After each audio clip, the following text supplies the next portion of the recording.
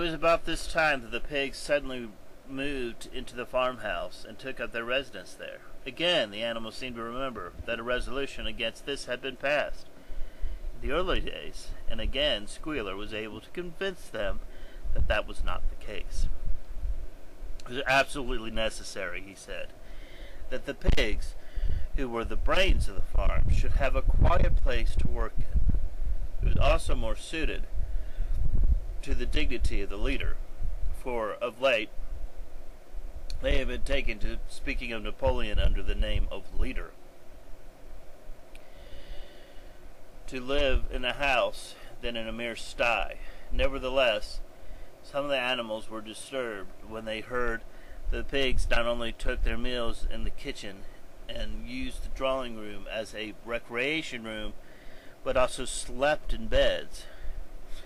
Boxer passed it off as usual with, "Napoleon is always right," but Clover, who thought she remembered a definite ruling against beds, went to the end of the barn and tried to puzzle out the 7 commandments which were inscribed there.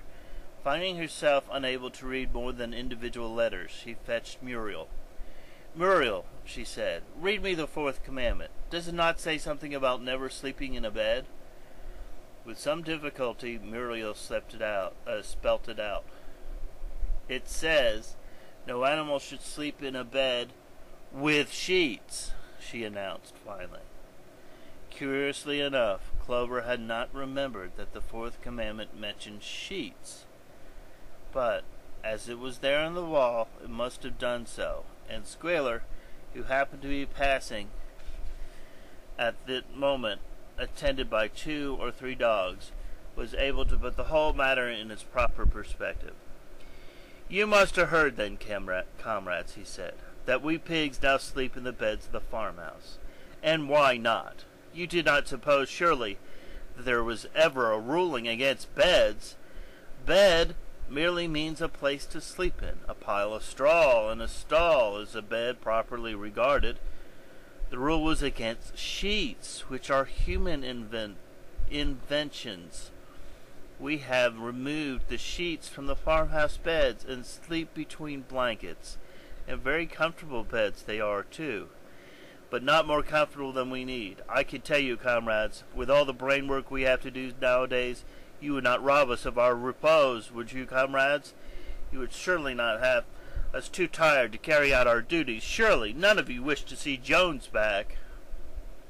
The animals reassured him on this point immediately, and no more was said about the pigs sleeping in the farmhouse beds. And when, some day afterward, it was announced that from now on the pigs would have got up an hour later in the mornings than the other animals, no complaint was made about that either. By the autumn the animals were tired but happy. They had had their hard year, and after the sale of part of hay and corn, the stores of food for the winter were none too plentiful, but the windmill compensated for everything. It was almost half built now. After the harvest there was a stretch of clear, dry weather, and the animals toiled harder than ever, thinking it would worthwhile to plod to and fro with the blocks of stone, if by doing so they could raise the wall another foot. Boxer would even come out at night and work for an hour or 2 on his own by the light of the harvest moon. In their spare moments the animals would walk round and round an half-finished mill, admiring the strength and perpendicularity of its walls, and marveling that they should have been able to build anything so imposing. Only old Benjamin refused to grow enthusiastic about the windmill, though, as usual, he would utter nothing beyond the cryptic remarks that donkeys live a long time. November came, with raging south-west winds. Building had to stop because it was now too wet to mix the cement.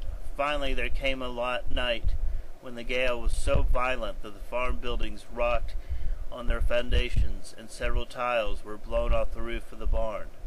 The hens woke up squawking with terror because they had all dreamed simultaneously of hearing a gun go off in the distance.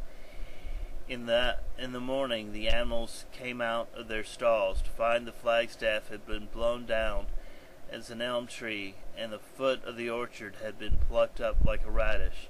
They had just noticed this when a cry of despair broke from every animal's throat. The terrible sight had met their eyes. The windmill was in ruins.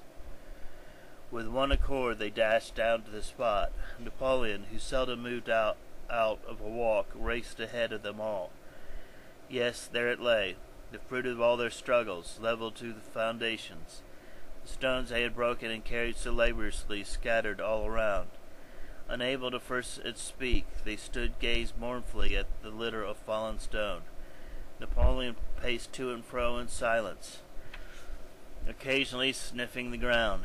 His tail had grown rigid and twitched sharply from side to side, a sign in him of intense mental activity. Suddenly he halted through his mind, though his mind were made up. "Comrades," he said quietly, "do you know who's responsible for this? Do you know who the enemy who came into the night and overthrew our windmill? Snowball!" he suddenly roared in a voice of thunder. "Snowball has done this thing, in sheer malignity, thinking to set us back on our plans and avenge himself for his ignominious expulsion.